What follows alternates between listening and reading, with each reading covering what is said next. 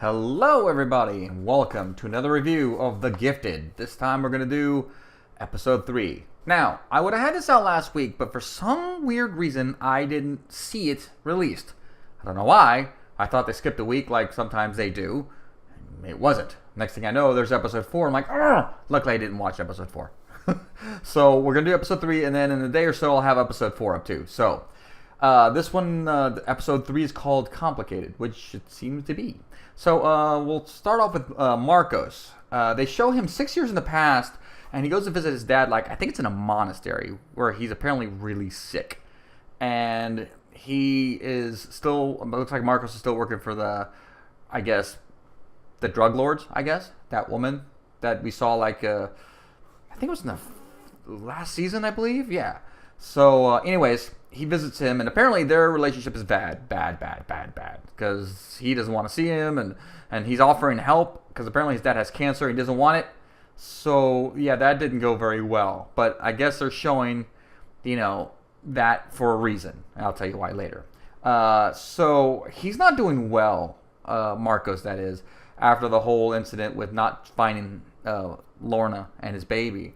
So, he actually goes and sees John and Clarice, and they're telling him, you need to get yourself straight, because they saw his light show where he put that green light up in the air like like a green bat signal.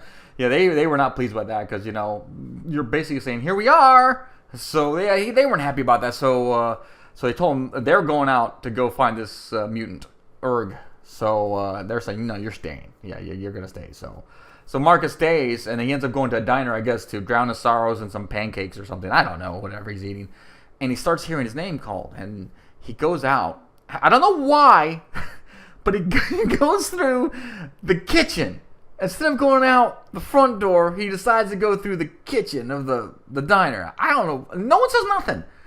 Kind of threw me for a minute. I was like, what's going on? So he gets outside, and there's a black car, and sure enough, there's the Cuckoos, and they're telling him, we're here to take you to see the baby. So, of course, he goes. And basically, it was Lorna's decision to have him there, because I guess she realized that he had something to do with it, or the baby being sick, that maybe he can cure her. The Cuckoos definitely didn't want him to be there, but Reva overrode their, their indecisiveness about having him there, and she said, he's coming here, so we need to have this baby all healed up and healthy, so Lorna can be happy. So, yeah, that was interesting to see. How that's going to be interesting to see how that plays out later on. Meanwhile, John and Clarice go. Clarice, yeah, they go to see Erg. I don't know if that's his name or not. I think it's Erg. What a weird name, Erg. So they go to see him, and meanwhile, Clarice is noticing something off with John. There's something wrong, but John won't confide in her because John's a tough guy, and he don't want to say nothing. And I don't understand that every time I see these episodes where the guy's like, no, nothing's wrong. Or the woman, nothing wrong. Just say what's wrong so you can fix the problem. That drives me nuts. So, anyways, meanwhile, Reed is worried about his power. He keeps imagining back, when he destroyed, I guess, some of the stuff in the office.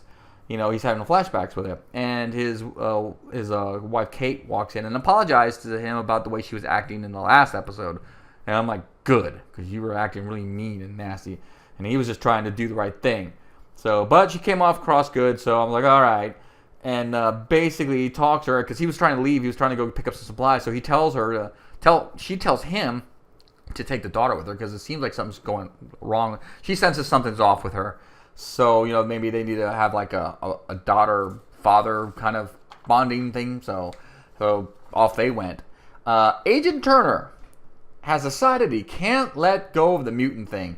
I knew it. And it's to the chagrin of his wife, because he's on the phone and he's apologizing to her, and they don't show her in this episode at all. I was very weird. It's just all of a sudden he's doing this whole mutant thing. I mean, they just skipped over the fact that he's like, I can't do it. I got to go find mutants to her. No, I'm doing it. So he goes to this police station and wants to talk to the sergeant in charge, saying he has some info and they really need to talk to him. So, he sits waiting for the sergeant. Meanwhile, Reed and Lauren, are heading back from picking up the supplies. And Kate calls Reed and is trying to find some stuff, and he can't find it because the office is different. And she's like, something happened to the wall, and she realizes something's off. And right then, Reed is having one of his power episodes, if you will. And so, next thing you know, his power manifests, and he disintegrates the steering wheel. Needless to say, they get in an accident because you can't drive a car without a steering wheel. Pretty much impossible, I imagine. So they crash. They're both okay, and they take off running. You know, they had to get out of there. They take the supplies, obviously, with them. So, and it was funny. I mean, she was not happy, apparently, because Lauren, that is, because she found that she realized that he's been having these episodes, and he hasn't told her. It's like, oh, that's fantastic. You know, so Reed basically decides to, I guess, hotwire a truck to get him out of there. And as he's doing that, Agent Turner is on the scene. Now, how is he on the scene? Well, he was in the police station, and he overheard the call for it. For some reason, he heard they think it was a mutant related, so he takes off, and he goes there, and he starts looking around, and sure enough, he sees them hotwiring a truck, and he can't catch him. They're gone. They don't even know he's there, and they take off. So they drive off, and Turner goes back to the station and tries to tell the sergeant, and sergeant's pissed because he wasn't supposed to go there, and he made some calls and found out his history, and says, you need to leave. Get out of here. Bye. So Agent Turner's back on his own. Reed and the daughter head back home, and he talks to his wife and tells him about his power. Now, she's not happy at first, but he explains, what's going on. He's scared, and he doesn't know what to do. So, and basically, it started when Andy left, about 6 months back when Andy left, which is kind of weird. Is Andy a link? Is some kind of link to? I mean, that's just very strange. So I don't know. It could be. So who knows? I mean, that's going to be interesting to see how that plays out. So John and Clarice are wandering at this time through some sewers. Yeah, lots of fun there, and they're trying to find Urg, and it's hard to find them. Apparently, the mutants underground are using some powers to make it difficult, but they eventually find where they're at, with Clarice using some kind of power I didn't know she had, so she can see through things, and I'm like, that's new. So, all right, just give her whatever, new powers. So they find Urg, and I still can't get over that name, Urg. And they finally meet him, and I swear he really, I'm surprised they hadn't said anything, but he looks like Bishop. Kind of looks like Bishop, a little bit. So he won't talk to John, but he'll talk to Clarice. So John has to wait while he talks to Clarice, and he shows him the mutant underground. They don't mention it, but they're Morlocks. That's what they are. They're Morlocks, just like in the comic books. And I wish they would talk about Callisto, I believe her name is, who basically ran the Morlocks and was actually overthrown by Storm. She ended up, ruling the Morlocks. Anyways, that's for the comics. So he talks to her about it, and he's telling her, yeah, I've got the info you want, but you're going to have to do something for me. And she's like, what do you want me to do? And basically, he's telling her that I need eyes above. You basically, I need you as a spy. And but he didn't say that, but basically she did. She goes, you want to be a spy? It's like, yeah, he needs eyes above, because they don't get up there very often. So she goes back to John and tells John the information. Apparently, the Cuckoos were in the sewers with some utility workers, and they were trying to tap into some data cables, I believe, under the health department. They have no idea why. So they have that info, so they decide, let's get going. Let's head back.